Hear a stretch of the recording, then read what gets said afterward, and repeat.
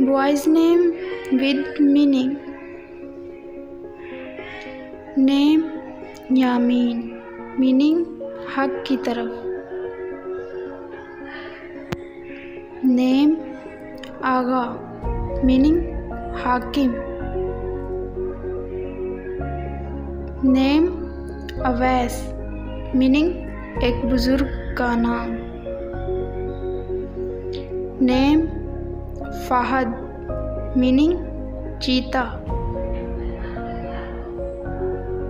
Name याकूब, meaning अल्लाह के नबी का नाम. Name राहत, meaning सुकून. Name रमीज़, meaning निशानी. Name फ़ाकिर, meaning सोचने वाला. Name दानिश, meaning अक्ल. Name ज़फ़र, meaning फ़तह.